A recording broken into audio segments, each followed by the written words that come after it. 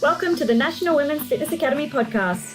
We're here to talk about women's health, female hormones, body image, and all things health and fitness.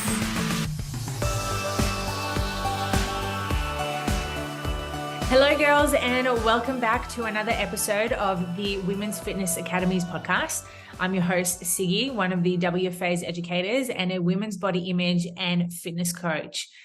Today's episode is one to be bookmarking, sharing, liking, commenting, reviewing, giving yourself all the feedback, because this is going to be a really important episode for all women who lift, or for all the women who want to start lifting, because I'm chatting with the lovely Kayla Rogers, who is a coach within the fitness industry. However, she specializes with helping females overcome gym anxiety, and she helps them build confidence in and out of the gym.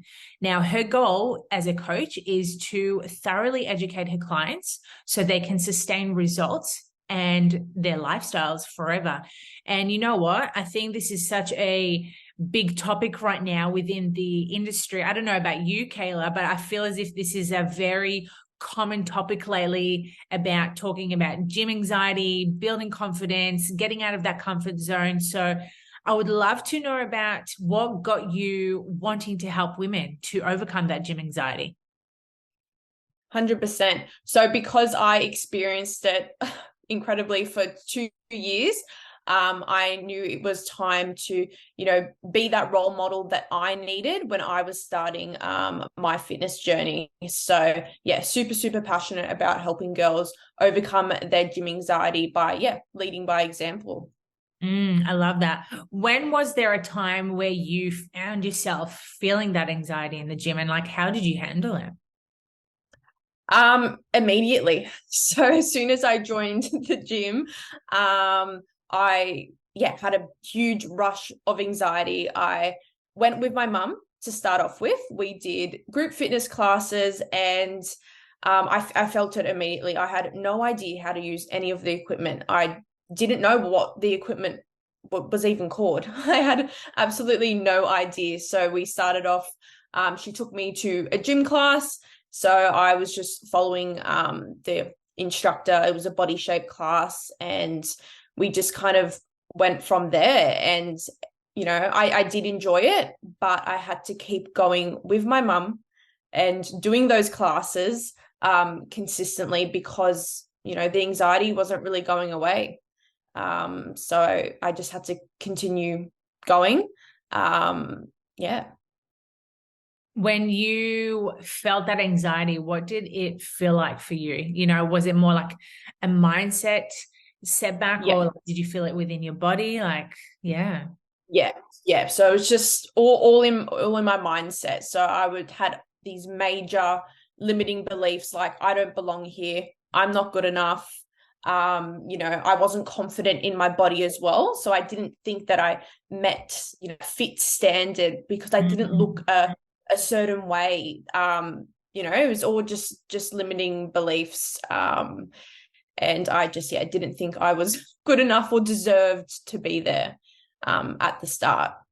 It's so common, because I remember when I first started at the gym, all I was doing was cardio equipment and just watching people in the weights section, admiring how confident and brave they are to put themselves out there. So it's so relatable, because once we put ourselves into this unknown territory, you're like, holy shit, this is new to me. Am I doing this right? Do I belong here? And like you said, those limiting beliefs too often get the best of us. So how did you overcome those limiting beliefs? Because this is something that I know a lot of your clients and my clients deal with on a daily basis. So I wasn't seeing the results I wanted to see with doing those group fitness classes. I wanted to be in the weights area. I wanted to, have the confidence to learn how to use all the pieces of equipment. So what happened was, I no longer thought, okay, I'm not going to go with my mum. I'm going to venture into the weights area.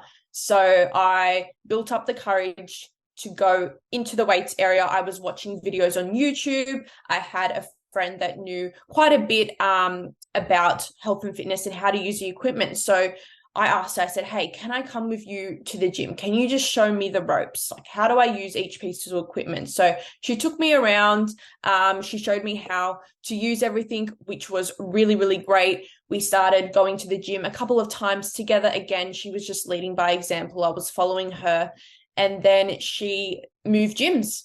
So I was kind of, I guess, thrown in the deep end. I was like, all right, well, I need to start going by myself. I have to do this. If I don't stay consistent, all my hard work of overcoming my gym anxiety is going to be thrown in the bin. So I thought, okay, I took what she told me and I started watching YouTube videos. I just did the exercises she showed me to do. And I stayed consistent. So I said, all right, I'm going to go Monday, Wednesday, Friday, every day. I'm going to show up, even if I don't want to. I'm going and getting the job done. So just with consistency and over time, and just believing in myself and knowing I deserve to be there as much as everyone else does as well. And I think that's such an important perspective to have as well, because we're coming from having anxiety and those limiting beliefs, but then like switching the story and going, hey, like I actually deserve to be here as much as everyone else. It just changes the whole mindset around going, cool, well, I can train here. I'm allowed to be here. And that's the way, well, I find anyway, by helping my clients, is helping them changing that mind frame around that, going, cool, we all deserve to be here, whatever shape, form, or height, age, whatever it is, to be training. Exactly. No, exactly right. Yeah. We're all worthy of it. It's massive. And speaking of confidence, because I know confidence, we're not born with it. As much as we would have loved to be confident as, newborns, babies, just struggling around, but we know it takes time and effort. So, when you approached the gym and you started working your way around the gym anxiety, what are some ways that helped you become more confident around the gym or within yourself? I guess just, not being afraid to fail, learning from my mistakes to grow, and having that routine in place, having a plan of attack, knowing, exactly, again, when I'm going to be going to the gym, and just not caring what other people think of you. They're not watching you. I used to think all eyes were on me. Everyone's staring at me. They care so much what I'm doing. Everyone is there for themselves. They don't give, a shit what you're doing. We're all there for one reason, and that's to, build our confidence, get better. And once I realized that no one cares what I'm doing, it helped me massively. And you know what? Sometimes, I don't know about you, but I have come across sometimes where people do care what I am doing, or they are staring really weirdly and abruptly. So has that happened to you? It has. It definitely has. It still, happens a lot. But I just don't care. I'm like, okay, good on you. You're looking at me. I'm here to do me. I'm focusing on my session. I'm here for myself. I guess you can look all you want, but it doesn't impact my session. I guess now, because I am, super confident in the gym and in myself, wherever I am, whether that's outside the gym as well. I just don't care. I'm like, okay, you do you. I'm going to continue doing me. Have you ever made, interactions with them? Because I know like some people trying to avoid it as much as possible, where I know I've spoken to many women who actually make a conversation with those type of people going like, hey, like, can I help you? Yes. I have before. If I see someone staring at me for a long time, I'll just kind of look back and just ask, hey, like, you're right. Like, do you need anything? Like, are you wanting to ask me a question? Because sometimes people do want to ask me something, or like ask, how many sets do you have left? Or like I say, do you want to use this machine? Like, or so sometimes I will, but most of the time I'm in there for myself to get the job done. I don't really want to, stop my session to ask people, I guess, why they're looking at me. Again, I'm way too in the zone. My music is often too loud as well for me to even notice people around me. I'm one of those people that, my playlist is everything to me. So. Speaking of playlists, what's like your go-to music? Because I know certain people love listening to different genres. So I love gauging what people listen to. Yeah. I do like my hard style. So really fast, upbeat music. I feel like that gets me in the zone. But just a bit of everything, to be honest, like even just R&B. But it tends to be more like trance, hard style. It gets me really pumped up. That's probably why you don't listen or look at other people. Yeah, as I said, I can't hear it. I'm too focused on my session to worry about anyone else. I love that. What was life like before the gym? I was super anxious, not confident at all. I guess this is where my gym anxiety stemmed from, because I was very codependent. I couldn't go to places by myself, appointments by myself. I was very shy, to be honest. And as I said, codependent. So building that confidence in the gym has now led me to be confident outside the gym. I am a super confident person now and really outgoing. And I think the gym 100% helped me build my confidence outside the gym and to become the person I am today. I love that. And you know what? Like too often women do experience that codependency. I'm not sure if that's, whether it's from it can be from the environments we're in, but whether it's like family or school related or everything, and maybe us being a little bit too much in our comfort zone as well. Too often people love staying within their comfort, but then when you have to step out of the comfort zone, people are like, oh, no, this is way too hard. And they sort of like shuffle back and then they stay within that comfort zone. But then a few years later, they try it again. And like, has that happened to you, or have you seen cases like that? Yeah, I think with me, even with the gym thing, like I wanted to run back to my comfort zone. I wanted to run back to those body shape classes or run back to, at a point I did want to chase my friend to her gym.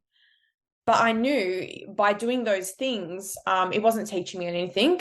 Growth happens and you learn so much when you step outside your comfort zone. So now I seek discomfort.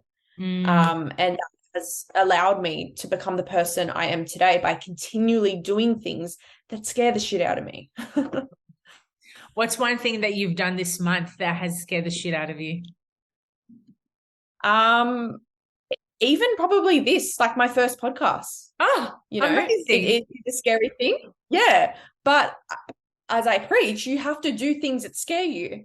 Yeah. And even, just, I guess, we're planning things for next year and travels. I haven't traveled much, again, leaving the environment I'm comfortable in, working. I've never worked overseas, and that's what I'm going to be doing next year. And that is scary because I love my environment. I love working from my desk. But again, you need to seek this discomfort to grow and evolve. I love that. Where are we thinking of going? So we haven't set anything in stone, but I'm thinking Greece, Italy, England. Yeah, so haven't been to Europe yet. So there's lots of things on the cards and a big wish list. I don't think I'll get to it next year, but hopefully in the coming years, lots of travel, and that's the beauty of working online. Can bring my laptop with me anywhere, which is absolutely incredible. I love that. What made you become an online coach? Like specifically in the online space? Yeah.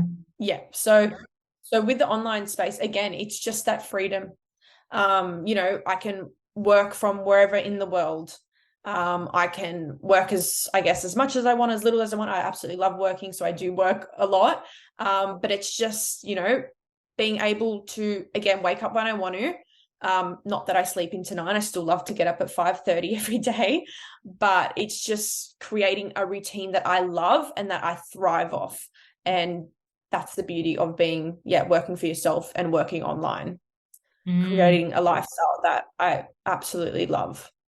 And for those who are wanting to get into the online space, like what are some, couple of tips you can give them? Just do it. Just start. Again, the hardest part's always starting. So you just have to do it. For me, and what helped me grow was being really consistent with my Instagram presence and marketing. So I created, a marketing schedule, a posting schedule for myself. I remained consistent. The past 6 months, even what we're talking about with anxiety, I used to be too scared to post on Instagram. Again, limiting beliefs. Now I post every single day. I have a posting schedule because I've built that confidence through repetition.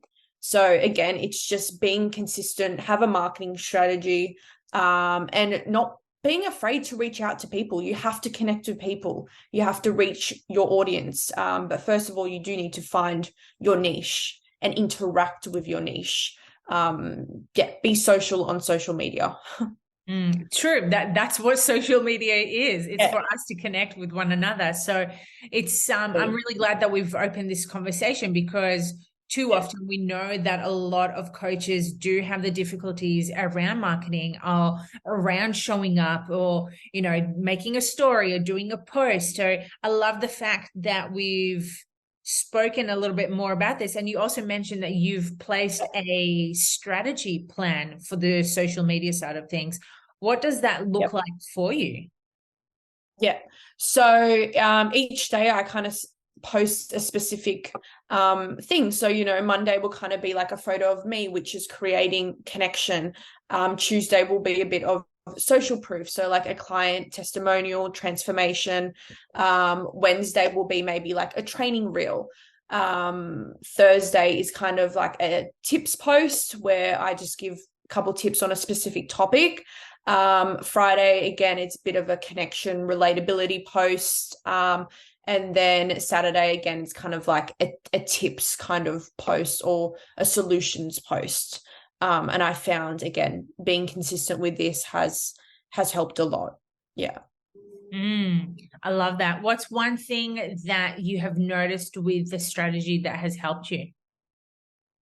I think just being relatable. So I think if I post that, get the most interaction are the relatability ones. So it's talking about how, with whether it's gym anxiety or flexible dieting, stuff like that, or about going out. You can still be a gym girl Monday to Friday, but you can still go out. You can still have a cocktail. You can still enjoy your favorite foods.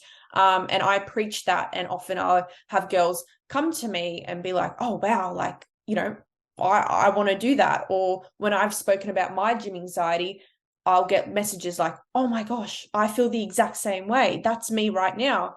So I guess, again, leading by example and not being a robot, showing people that I have overcome a lot to get to the person I am today.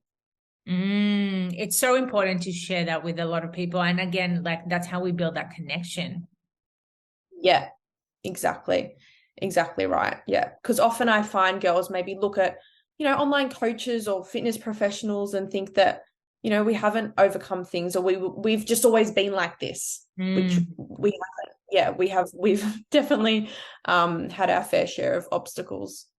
And you know what? We still do. We may have overcome certain things that we have previously where our clients are experiencing right now, but that does not mean that it stops. Like that is life. You're constantly growing and changing.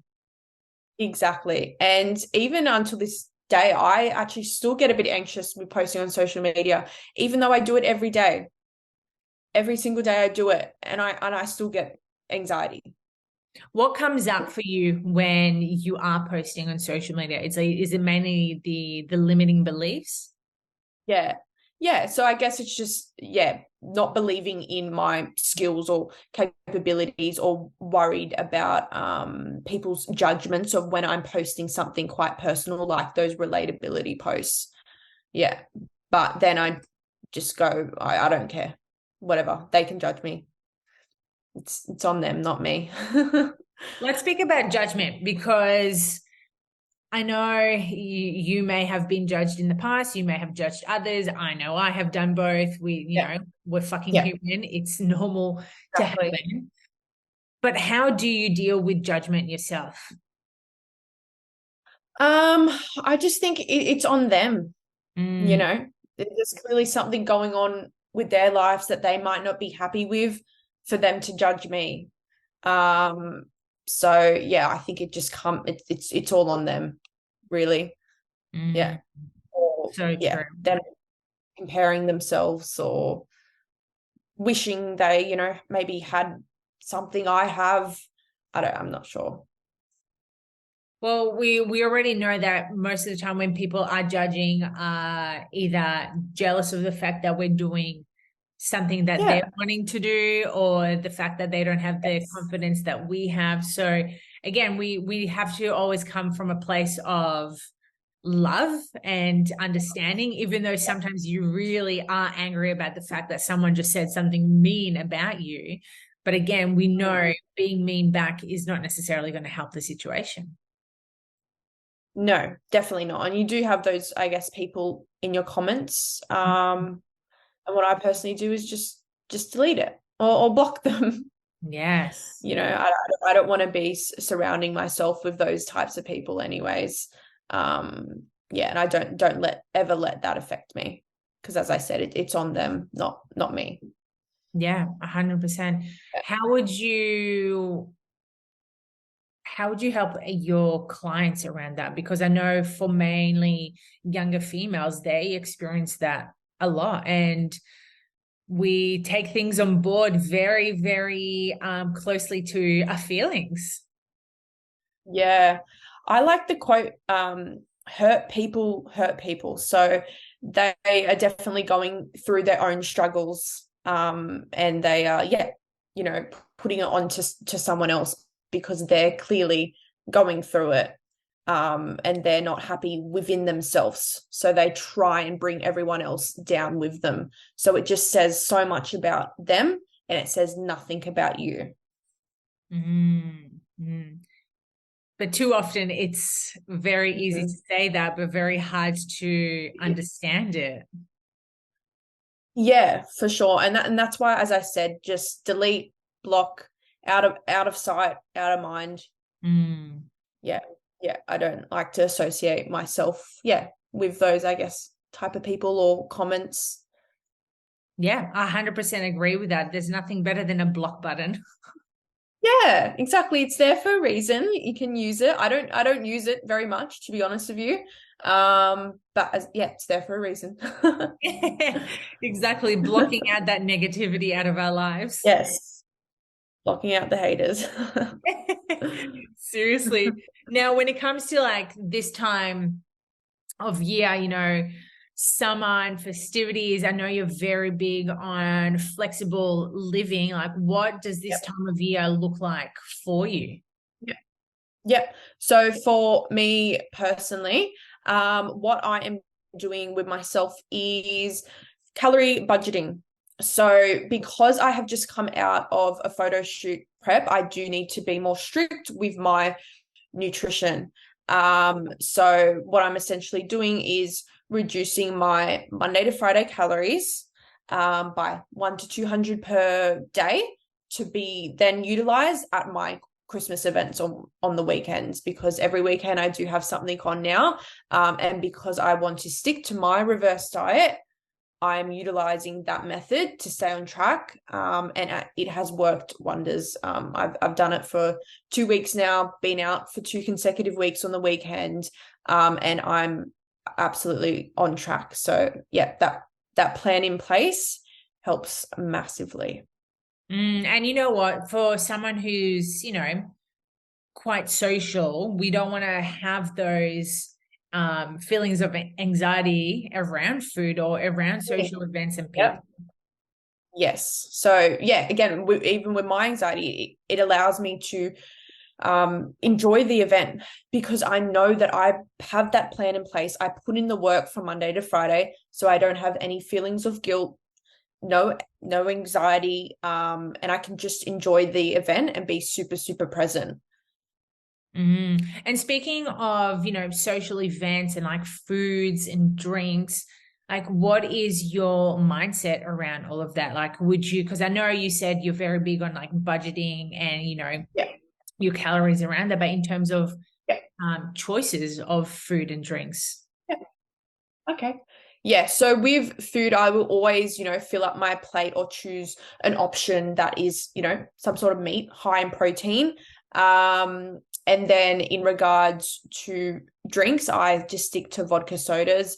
I don't really enjoy cocktails too much, and for me, they're just not worth the calories. So I'll always stick to the low calorie drinks, and then again fill up on foods, salads and protein. And then if I'm still hungry, I will go and eat, other things, but all in moderation. I will never restrict myself.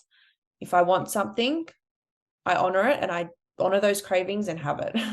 And that brings me to that next question, because too often when we see clients going to social events, they do have the anxiety around the food and what choices to make, and have they made the right choice or have they made a bad choice?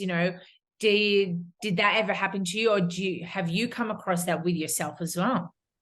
I guess not really with myself. I guess what I do with my clients and with events and whatnot is I get them to send me the menu if they want to.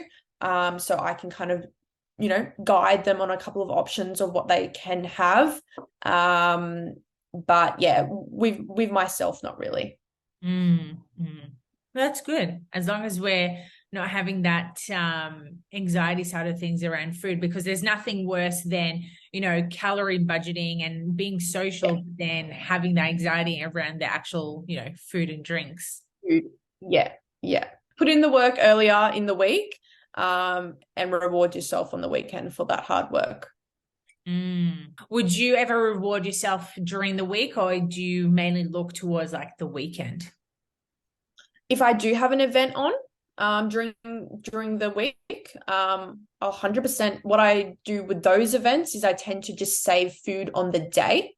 So I'm going out for dinner. My breakfast and lunch will be, high protein, low calorie, filling up on, protein sources because it's going to keep you fuller for longer.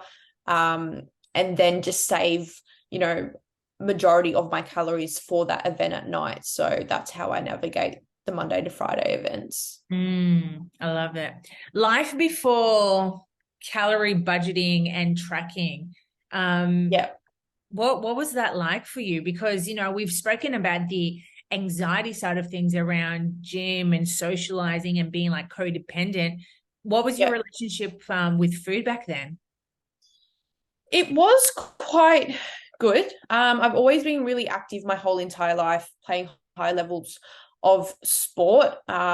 So I've always had a massive appetite. I've been lucky I can eat a lot and be able to, sustain a decent weight. I never really suffered with food guilt, to be honest with you. I kind of just ate what I wanted to. And that was really it. Yeah. And my mum was into sport as well. So we don't really get takeout often in my household or as growing up. So fortunately, I haven't had to experience much anxiety around food. So beneficial to be around like a positive environment, because speaking from experience, I did suffer a lot of like food guilt and eating disorders around that. So speaking with someone who has come from a place of the complete opposite, it's really showing people that it is possible to live a healthier life with food and not having to constantly feeling guilty or anxious around the choices that we're making. Yeah, no, that's exactly right. And that's the beauty of flexible dieting and, finding macro-friendly versions of your favorite foods so you never ever feel restricted. I guess an example of that is my favorite food is hot chips. So I eat Spud Light potato every single day. I honor my cravings. I absolutely love it. And yeah, again, that's why for my clients, I made, a 100+ macro-friendly guidebook. So they can still enjoy all their favorite foods and see great results. And you know what? It's always about variety as well, because again, the more we restrict ourselves, the worse we have that, like we become with our food or with us, with the relationship with ourselves as well. Exactly. And that's why, yeah, I myself and my clients will follow, the 80% whole foods and the 20% soul foods approach. You can have that ice cream at night. It's totally fine. All about balance. Yeah, 100%. I love that we're talking about balance right now as well, because we know with this time of year, sometimes balance around training and food can be a little bit imbalanced, because some people will go more towards the socializing, but some people will actually revert to no socializing and then just really dedicate their time to training. So what does that look like for you, and like how do you find your balance? Um, Again, I think it's just still training, still eating, my normal meals Monday to Friday, but just enjoying the social events, Mm. enjoying the food out, drinking alcohol because again, I was in a prep and I couldn't eat out or drink out for months. So I'm allowing myself to eat what I want when I'm out, drink within moderation, but still training really, really hard Monday to Friday. You know, I'm not letting those habits slip at all. Yeah, keeping those non-negotiables. Exactly right, 100%. Yeah, there's nothing worse than not keeping those promises to yourself and then just beating yourself down about it. Exactly. And then I think on the weekend when you do go to that event, you're less anxious. You don't have that guilt because you put in the work, from Monday to Friday. So you deserve it. What would you say is like your number one non-negotiable? I think just getting my sessions in and my steps. So, that's my 5 strength sessions a week, 10K steps per day, minimal cardio protocols. And I think this time of the year, I am being, again, a bit relaxed with my nutrition. So say I do go over my calories on a Monday, that's fine. It is what it is. Again, I was really, really strict with my prep I did for 16 weeks. So I'm allowing myself to take my foot off the pedal a little bit and find that healthy balance. I love that. So good. Because yeah, again, with everything that is happening at this time of year, we want to find that flexibility around it. Because as you said, there's always that time of, push and pull, and we can't continuously Yeah, keep pushing if we're not having fun with it either. exactly right. What you do shouldn't, I guess, be a chore. You Mm. you you fall in love with the process if it's one that's maintainable.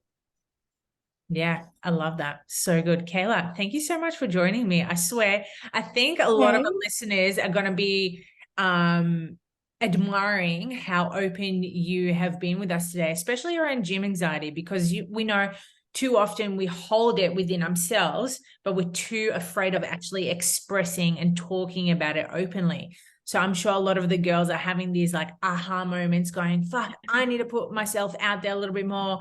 Let's just go to Yeah. the gym. So, hey, even if it just inspires one particular person, that is like a goal achieved for Job's us. done. Yeah, 100%. I totally agree. It's been an absolute pleasure talking to you. I've really enjoyed myself. I'm so, so glad. Well, girls, if you enjoyed today's podcast, please make sure that you tag us at the Women's Fitness Academy, tag Kayla, tag myself, and then till next time, let's get uncomfortable and overcome these little, well, they're not little, but like these limiting beliefs that are holding us back. 100%. Get comfortable being uncomfortable.